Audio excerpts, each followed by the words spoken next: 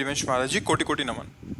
महाराज जी, भगवान की भक्ति करते हैं तो बहुत ही अच्छे भाव प्रकट होते हैं और आंखों से आंसू भी आने लगते हैं। मन बहुत रोता है। भक्ति करते करते सभी बुरी आदतें छूट गई, जैसे मदिरा, सिगरेट, अंडा सब छूट गया। पर इस शरीर से वासना खत्म नहीं हो रही, जिससे बहुत हाँ। मुझे कष्ट होता है ये और भक्ति में बाधा आती ये है। बहुत ऊंचे तक जाती है। जो काम वासना है ना, ये छोटी मोटी हस्ती नहीं है, बहुत बड़ा शत्रु है। ये बहुत ऊंचाई तक रहता है, बहुत वर्षों तक रहता है। जब तक भगवान का साक्षात्कार ना हो जाए तब तक ये रहता है। मतलब बहुत अच्छी साधना 20-50 वर्ष होने पर भी ये नष्ट नहीं होता, सूक्ष्म रहता है, तरंग की तरह। पर भगवान का दर्शन होते ही ये खत्म हो जाता है। जब तक दर्शन नहीं होता तब तक विश्वास न करे। चाहे 20 वर्ष का ब्रह्मचारी हो, 50 वर्ष से संयम से चलाओ, ये भ्रष्ट कर देगा। ये काम बहुत बड़ा शत्रु है और ये भगवत बल से संपन्न है, साधारण नहीं है। भगवान श्री कृष्ण के पुत्र के रूप में जन्मा है। प्रद्युम्न जी कामावतार है ना, तो हाँ, तो भगवत स्वरूप है। ये काम तब तक रहता है, बस सावधान रहना इससे। ये कोई छोटी मोटी हस्ती नहीं कि साल 2 साल भक्ति करो और ये भाग जाएगा। ले पास ही रहेगा आपके, और जब तक भगवत साक्षात्कार नहीं होगा तब तक ये बना रहेगा। इसलिए डरना नहीं, ये आपको भ्रष्ट नहीं करेगा, ये आपको सहयोग करेगा। ये डरा डरा के आपको भगवान की शरण में पहुंचाएगा। जैसे छोटा बच्चा घर के बाहर खेल रहा हो पर कोई भय आ जाए तो माँ की तरफ दौड़ता है ना, ऐसे भक्त का एक आश्रय तो भगवान रहते हैं। जब कामादि विकार सताएं तो भगवान को पुकारो, हे प्रभु हमारी रक्षा करो। और जहां तक हो सके शास्त्र आज्ञा में रहोगे तो कभी भ्रष्ट नहीं होगे। जैसे किसी माता बहन का किसी भी तरह से एकांत में जिससे हमारा भाव बिगड़ चुका है उससे, या जिससे भाव हमारा बिगड़ सकता है, ऐसे चांस न दिए जाए, फिर भगवान रक्षा नहीं करेंगे। ये भी बात ध्यान रखना। जैसे हमारा जिससे भाव बिगड़ चुका है, हमारा संबंध पहले गलत रहा है, और उससे हमारा एकांतिक मिलन हो जाए तो हमारा गलत क्रिया हो जाएगी। या हमें लगता है कि इससे भाव संबंध बिगड़ सकता है, तो अपने आप कड़ुआ स्वभाव रखकर दूरी हटाओ, दूरी बनाओ। संगम त्यजेत मिथुन व्रतिनाम मुमुक्षु सर्वात्मना न विसृजेत बहिरिंद्रियाणि। माया भेजेगी आपके पास।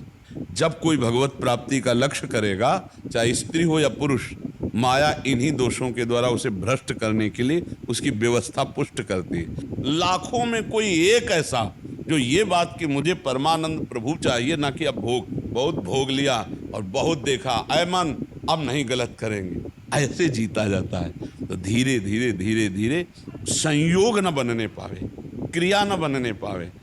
अब मान लो आप गृहस्थ में हो, पत्नी होगी, धर्म पूर्वक पत्नी से यदि सहवास करो तो पाप नहीं माना जाएगा। कभी ऐसी विकलता है, आप नहीं सह पा रहे, तो भगवान को नमस्कार करके धर्म पूर्वक गृहस्थ में हो। लेकिन पराई माता बहन का अवसर भी आवे तो भी ये बस ये कि आप हम प्राण त्याग सकते, लेकिन हम गलत आचरण नहीं कर सकते अपने। नहीं, बहुत बार प्रभु ऐसा हुआ।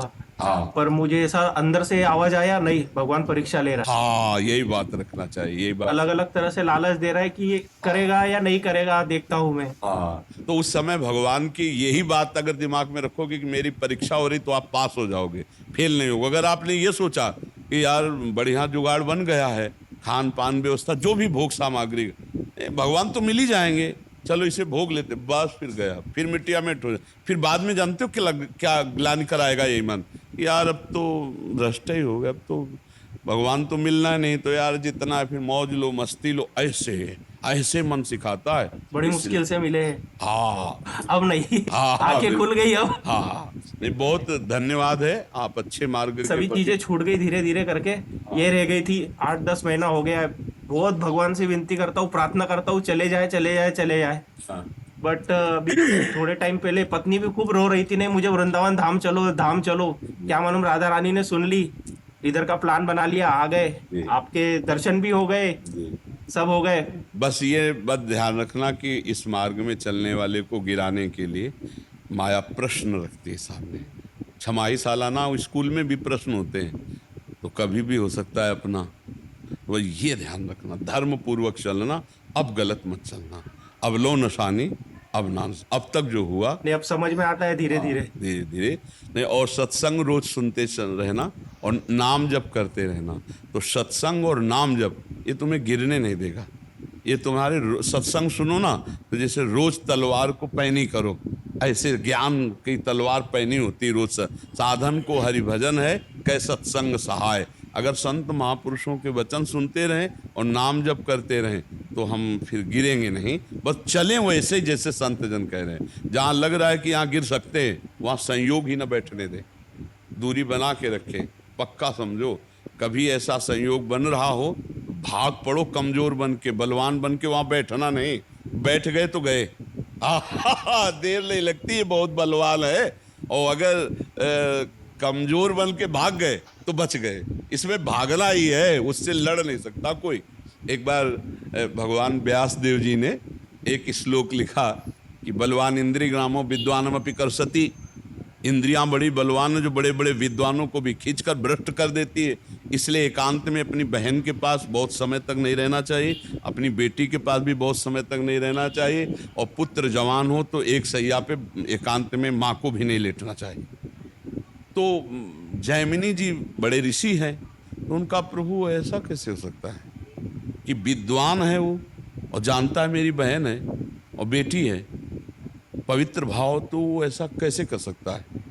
आपने जो श्लोक लिखा तो मुझे संशय नहीं, पर मुझे आप समझाइए कि ऐसा कैसे, जो विद्वान है, मूर्ख हो तो बात अलग है। तो उनका इस प्रश्न का उत्तर तो हम कुछ दिन बाद देंगे। हमें याद आ गया, हमको बद्री नारायण वाले आश्रम में जाना है। अब ये उत्तर है उनके प्रश्न का। तो 10-15 दिन तुम संभालो आश्रम, सैकड़ों ब्रह्म ऋषि विद्यार्थी जन है। 15 दिन बाद हम आ जाएंगे, फिर आपके इस प्रश्न का उत्तर देंगे, ठीक है।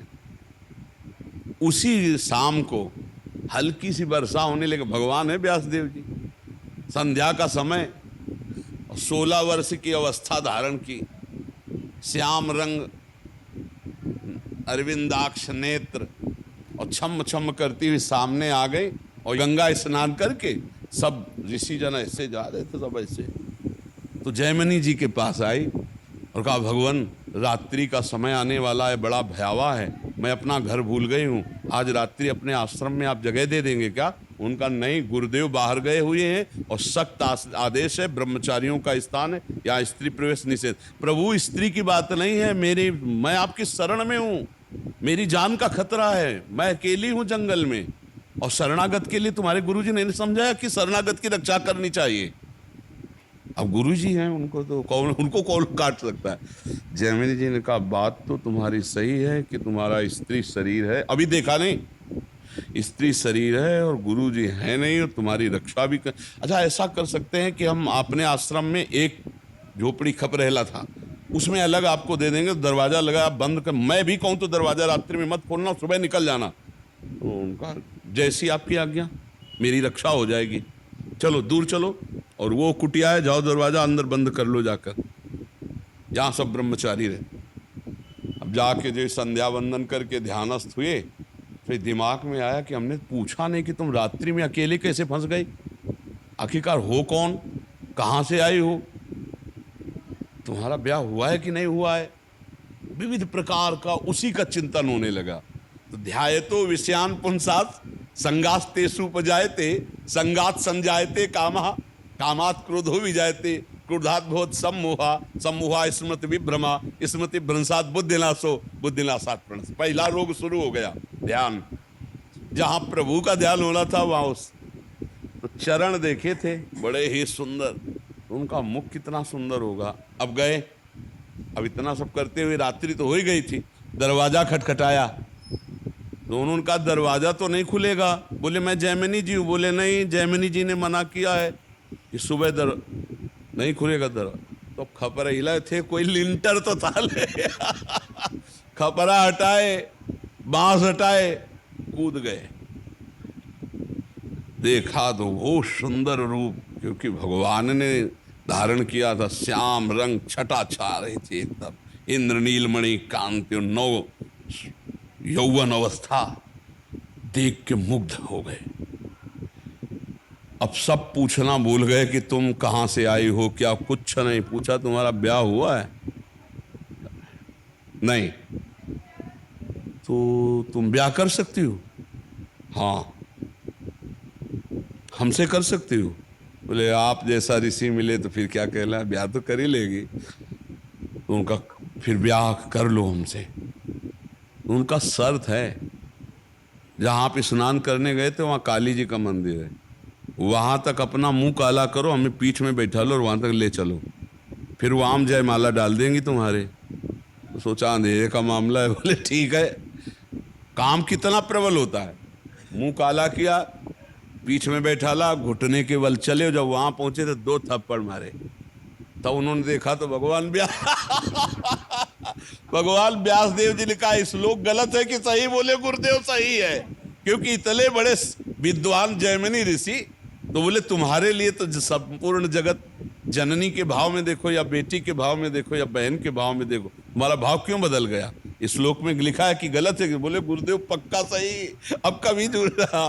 तो ये बात है कि बड़े बड़े विद्वानों की बुद्धि एकांत में संयोग प्राप्त करने के लिए भ्रष्ट हो जाती है, इसलिए बचना चाहिए, शास्त्राज्ञा से चलना चाहिए। सचिन